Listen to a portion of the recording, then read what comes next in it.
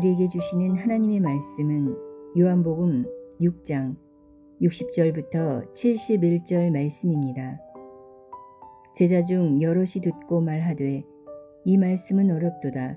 누가 들을 수 있느냐 한데 예수께서 스스로 제자들이 이 말씀에 대하여 수근거리는 줄 아시고 이르시되 이 말이 너희에게 걸림이 되느냐. 그러면 너희는 인자가 이전에 있던 곳으로 올라가는 것을 본다면 어떻게 하겠느냐. 살리는 것은 영이니 육은 무익하니라. 내가 너희에게 이른 말은 영이요 생명이라. 그러나 너희 중에 믿지 아니하는 자들이 있느니라 하시니 이는 예수께서 믿지 아니하는 자들이 누구며 자기를 팔 자가 누구인지 처음부터 아심이러라. 또 이르시되 그러므로 전에 너희에게 말하기를 내 아버지께서 오게 하여 주지 아니하시면 누구든지 내게 올 수 없다 하였노라 하시니라. 그때부터 그의 제자 중에서 많은 사람이 떠나가고 다시 그와 함께 다니지 아니하더라. 예수께서 12 제자에게 이르시되 너희도 가려느냐. 시몬 베드로가 대답하되 주여 영생의 말씀이 주께 있사오니 우리가 누구에게로 가오리이까. 우리가 주는 하나님의 거룩하신 자이신 줄 믿고 알았사옵나이다. 예수께서 대답하시되 내가 너희 12를 택하지 아니하였느냐. 그러나 너희 중에 한 사람은 마귀니라 하시니 이 말씀은 가룟 시몬의 아들 유다를 가리키심이라. 그는 12 중에 하나로 예수를 팔 자더라.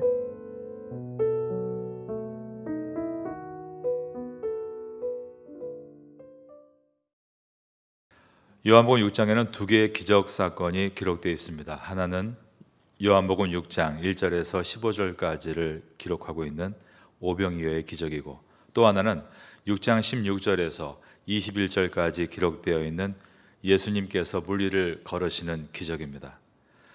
예수님께서 오병이어의 기적으로 남자만 5,000명, 좋기 15,000명에서 2만 명의 거대 군중을 먹이신 사건은 예수님께서 광야에서 만나로 이스라엘 백성을 먹이신 구약의 사건과 밀접하게 연관시켜 보여주시는 것이고, 예수님께서 물리를 걸으신 사건은 이스라엘 백성들이 홍해를 건너 이집트의 추격으로부터 구원하신 사건과 명백하게 연결되는 기적의 사건입니다. 그러므로 오병이어의 기적과 물리를 걸으신 기적은 예수님을 모세와 분명하게 대조시키는 사건이고, 이 사건을 통해 예수님은 모세보다 크신 분이심을 요한복음은 보여줍니다. 그러므로 예수님은 하늘로부터 내려오신 하나님의 아들이심을 선포하는 기적의 사건이 이 두 가지의 사건입니다.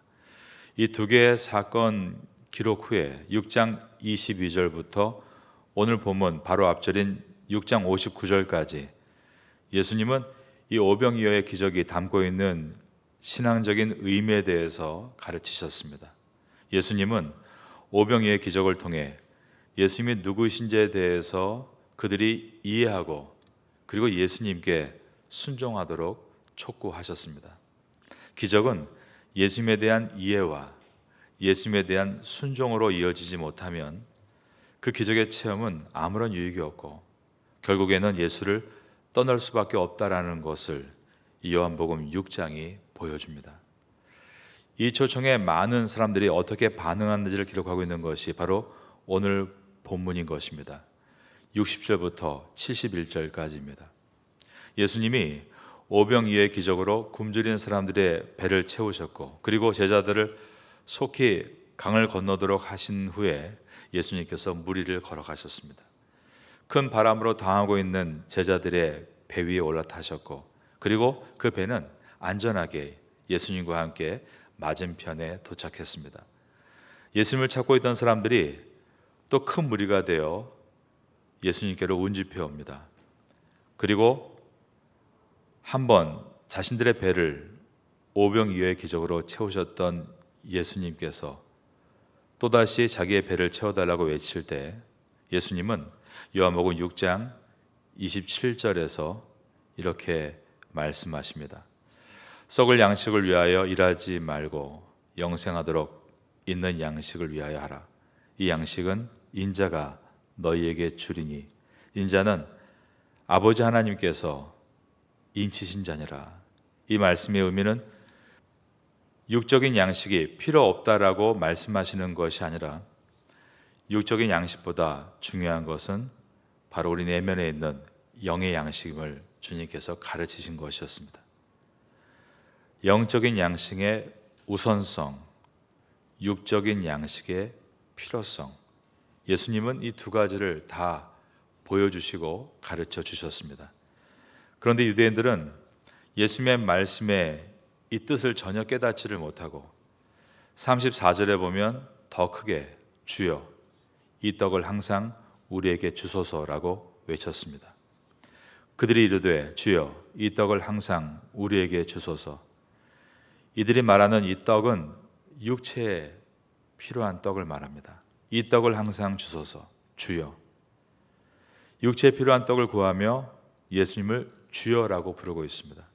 그렇지만 이들의 삶의 주인은 예수님은 아닙니다. 이들의 요구에 대해서 예수님은 6장 35절에서 이르시되 나는 생명의 떡이니 내게 오는 자는 결코 줄이지 아니할 터요 나를 믿는 자는 영원히 목마르지 아니하리라 라고 말씀하셨습니다. 사람들은 떡을 달라고 아우성을 치고 있는데 예수님은 내가 곧 생명의 떡이다 라고 말씀하셨습니다.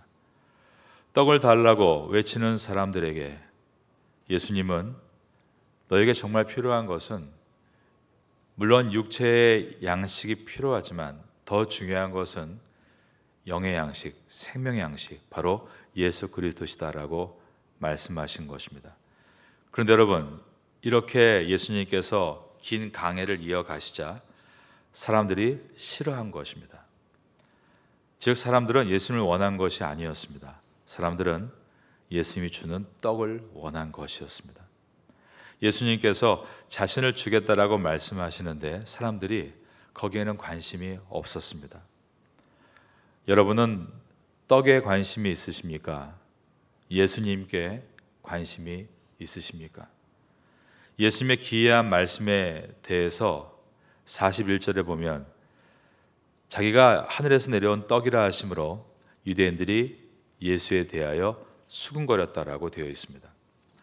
자기가 하늘에서 내려온 떡이라 하심으로 유대인들이 예수에 대하여 수군거리다라는 이 말은 원망하다라는 뜻입니다. 그들이 불평을 하기 시작한 것입니다. 떡을 달라고 했지 언제 자신을 달라고 했느냐며 불평을 한 것입니다. 그리고 급기야 뭐라고 말했는가 하면 이는 요셉의 아들 예수가 아니냐. 그 부모를 우리가 아는데 지금 저 사람이 어째서 하늘로 내려왔다라고 하느냐라고 말하면서 불편해했습니다. 42절의 말씀입니다. 이르되 이는 요셉의 아들 예수가 아니냐. 그 부모를 우리가 아는데 자기가 지금 어찌하여 하늘에서 내려왔다 하느냐. 예수님께서는 이들의 조롱과 반박에 한치도 물러서지 않으시고 가르침을 바꾸지 않으십니다. 6장 53절에서 예수께서 이르시되 내가 진실로 진실로 너희에게 이르노니 인자의 살을 먹지 아니하고 인자의 피를 마시지 아니하면 너희 속에 생명이 없느니라 라고 하셨습니다. 예수님께서 이 땅에 오신 이유는 떡을 주시기 위해 오신 것이 아니라 떡이 되시기 위해 오셨다라고 하셨습니다. 예수님은 영원히 줄이지 않는 생명의 떡이 되시기 위해 이 땅에 오신 것입니다. 영원히 줄이지 않는 생명의 떡이 되는 길이 무엇이었습니까? 바로 예수님께서 십자가에 오르시는 것이었습니다. 예수님의 이 말씀은 십자가의 대속의 죽음에 대해서 직접적으로 말씀하고 계신 것이었습니다. 55절 이하에서 예수님께서 이렇게 말씀하십니다. 내 살은 참된 양식이요 내 피는 참된 음료로다. 내 살을 먹고 내 피를 마시는 자는 내 안에 거하고 나도 그의 안에 거하나니 살아계신 아버지께서 나를 보내심에 내가 아버지로 말미암아 사는 것 같이 나를 먹는 그 사람도 나로 말미암아 살리라. 이것이 예수님께서 가르치신 마지막 내용입니다. 이 말씀을 듣고 있는 예수님의 12제자들의 마음이 어떠했을까요?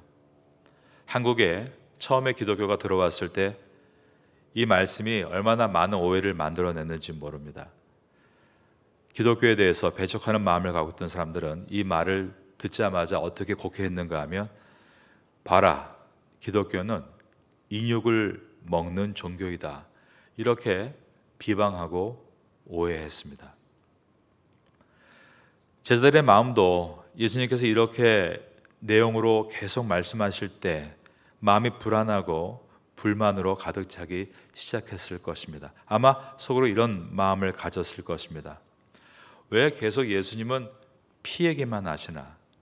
왜 살을 먹는다고 저렇게 인기 없는 설교를 하시나? 예수님, 그렇게 설교하시면 사람 다 떠납니다. 아마 이것이 제자들의 마음이었을 것입니다.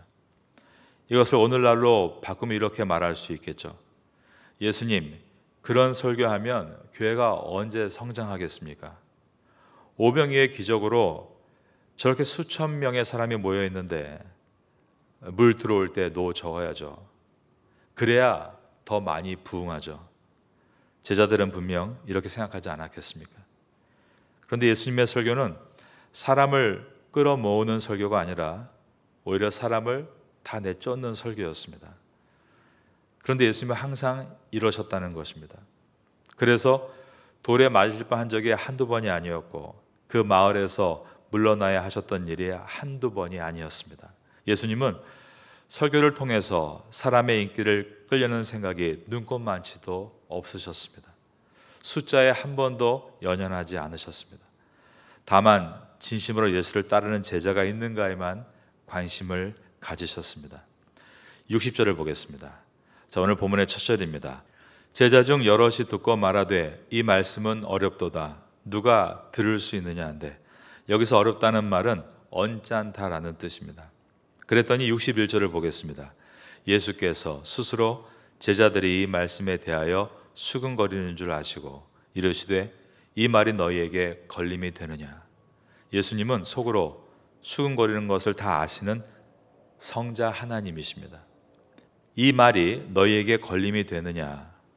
62절입니다. 그러면 너희는 인자가 이전에 있던 곳으로 올라가는 것을 본다면 어떻게 하겠느냐. 예수님은 나는 하늘로부터 하나님께서 보내신 생명의 떡이다. 예수님은 하늘로부터 내려오신 분이라고 하셨습니다. 그런데 이것을 너희가 그토록 믿지를 못하는데 내가 이전에 있던 곳으로 다시 올라간다면 너희가 그것을 도대체 어떻게 믿을 수 있겠느냐라고 물으신 것입니다. 예수님은 사람들이 반박한다고 그분의 메시지를 축소하거나 바꾸거나 또 스스로가 위축되지 않으셨습니다. 오히려 더 선명하고 분명하게 말씀하셨습니다. 아직 강림을 믿지 못하는 자들에게 지금 승천을 말씀하십니다. 이 말은 가르침의 강도를 오히려 더 높이셨다라는 것입니다. 64절을 보겠습니다.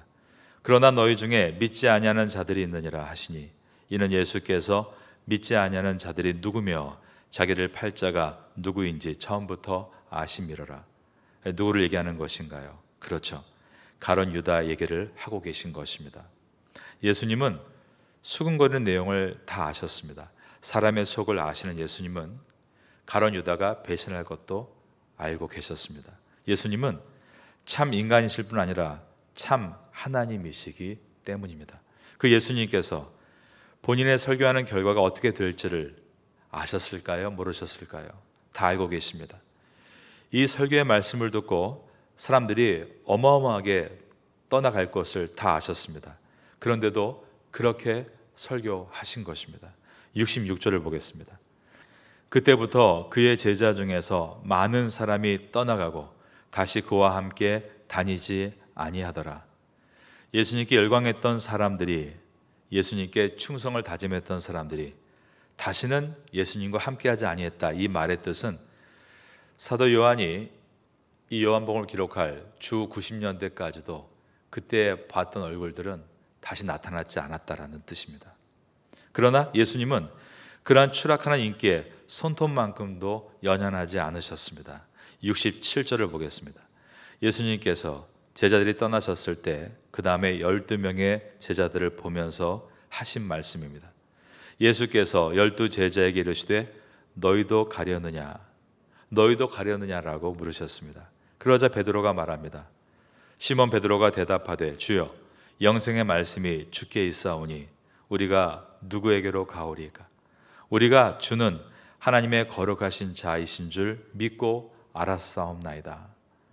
지금 베드로가 이러한 바른 고백을 하고 있지만 그렇다고 베드로가 현세적이고 물질적인 것을 완전히 끊어내지는 못한 상황이었습니다. 그러므로 결국 베드로도 예수님을 부인하고 떠납니다. 그런데 그 베드로를 부활의 주님께서 나타나셔서 갈릴리 바다에서 만나시고 그리고 나서 오순절 사건을 통해 그가 비로소 성령의 충만함을 받은 다음 베드로는 진짜 그리스도의 제자가 될 수 있었습니다. 여러분, 오늘 본문의 말씀은 여러분과 저에게 중요한 질문을 던지고 있습니다. 그것은 예수님이 아닌 예수님께서 주시는 것 때문에 예수를 쫓고 있다면 언젠가는 예수를 버리게 된다라는 가르침입니다. 예수님께서 주시는 것 때문에 예수를 따르고 있는지 아니면 내가 예수님 때문에 예수님을 따르고 있는지 이것은 매우 중요합니다. 예수님이 주시는 것 때문에 예수를 따른다면 처음에는 받는 기쁨이 있고 또 그 안에서 일하면서 재미도 있겠지만 내 것이 뺏기면 예수를 버립니다. 그러나 내가 처음부터 예수님 때문에 예수를 따르고 있는 것이라면 기쁠 때도 그분과 함께 하지만 반대로 내가 손해를 봐도 그분을 떠나지 않을 수 있습니다. 오늘 본문은 진짜 제자인가 하는 것에 대한 중요한 질문을 우리에게 던지고 있는 본문입니다. 예수를 따르는 길은 소풍의 길이 아니라 순례의 길이다. 예수를 믿는 것이 야외에서 좋은 테라스에 앉아 커피 마시는, 함께 얘기하고 놀고 교제하는 그런 정도의 것이 신앙생활일까요? 예수를 믿는다는 것은 그런 소풍이 아니라 광야를 통과해야 되는 순례의 길입니다. 예수님은 우리의 스타이고 우리는 그분의 팬이 아닙니다. 그 팬들은 다 떠나고 말았습니다. 예수님은 스카, 상처를 가지신 분입니다. 전도할 때 어떻게 전도하느냐가 매우 중요합니다. 첫 단추를 잘 끼워줘야 됩니다. 전도할 때 예수 믿으면 병 낫는다, 예수 믿으면 돈 많이 번다, 예수 믿으면 자식이 잘 된다, 그렇게 교회에 데려다 놓으면 그 다음에 예수님 믿는데 사업이 안 될 때도 있고, 예수님 믿는데 병들 때도 있으며, 예수님 믿는데 자녀에게 어려움을 겪을 때 그때 어떻게 신앙을 지키라고 말할 수 있겠습니까? 교회는 어떻게 전도해 오느냐가 중요합니다. 초대교회는 단 한 번도 그렇게 세상적인 사업의 시스템을 돌려서 전도한 일이 없습니다. 그저 어려워도 고난 가운데도 묵묵히 예수와 함께 이겨나가는 모습을 삶으로 보여줌을 통해 사람들이 모여왔던 것입니다. 선교지에 가서 무슨 메시지를 전하는가 하는 것이 중요하다는 것을 우리가 생각해야 되고, 나는 이 아침에 기도하면서 하나님 앞에 어떠한 메시지를 준비할 것인가를 늘 생각해야 됩니다. 구원에 대해서 얘기하면서 거룩에 대해서 설교하지 않는다면, 용서에 대해서 얘기하면서 진정 나의 회개에 대해서 설교하지 않는다면, 죄에 대해서는 살짝 얘기하고 또 그들이 마음에 들어하는 번영과 부에 대해서 길게 설교한다면 그것은 예수님의 설교와 완전히 반대의 길을 걷게 되는 것입니다.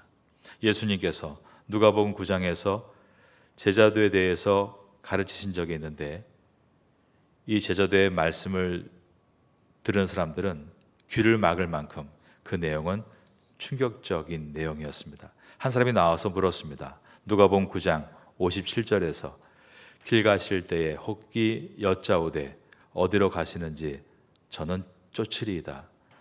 어디로 가시든지 저는 쫓으리이다. 그때 예수님께서 무엇이라 대답했는가 하면, 예수님께서 가라사대 여호도 굴이 있고 공중의 새도 집이 있으되 인자는 머리들 것이 없도다라고 하셨습니다.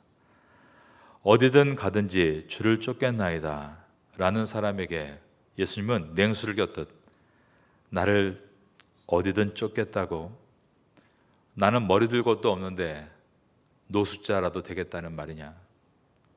나를 쫓는 길은 1절 세상에 말하는 그러한 안정함이 아니라 노숙자가 될 각오를 갖고 오직 나를 비워내며 가는 것인데 그 길을 갈 수 있는 것이냐라고 오히려 그렇게 뜨겁게 달려온 자에게 돌아가라는 식으로 말씀을 하셨습니다. 우리는 요한복음 6장을 지나면서 내가 예수를 믿는 이유에 대해서 많은 생각을 해야 합니다. 오병이어 작은 도시락 한 개가 한 2만 명, 즉 2만 배로 바뀌는 기적, 어떤 음식에 대한 이야기가 아닙니다. 예수님은 나를 구원해 주실 생명의 떡이시다.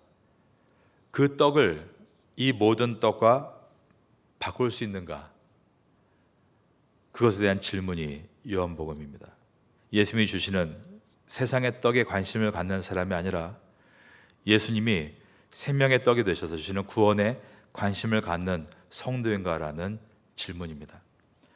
오늘 이 본문은 이와 같이 예수님께서 자신이 세상의 떡이 아닌 하늘의 떡이라고 말씀하실 때 그 모든 사람들이 자기의 생각과 달라지자 예수를 철저하게 떠나는 내용을 보여주고 있습니다.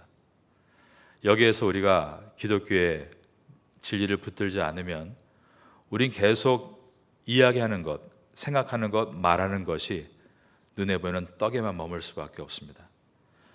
이 말씀을 지나면서 그 떡이 사라질 때 모든 사람들이 떠났다라는 말씀에 다시 한번 우리의 마음을 돌아보고, 내가 그럴 수 있지만, 그런 일을 많이 반복했지만 결국 내가 가야 될 최종의 목표는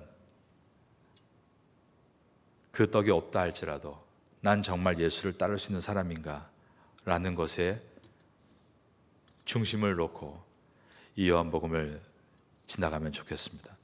요한복음을 지나면서 이러한 중요한 질문들을 내 자신에게 던지고, 내가 정말 예수를 따르는 것은 나를 구원하신 예수님의 십자가의 은혜에 감격함으로 따르는 것임을 기억하게 되심으로 이 마음을 가지고 세상을 두려워하지 말고 세상에서 비굴하게 되지 말고 담대한 믿음으로 걸어갈 수 있는 성도가 될 수 있기를 예수님의 이름으로 축원합니다.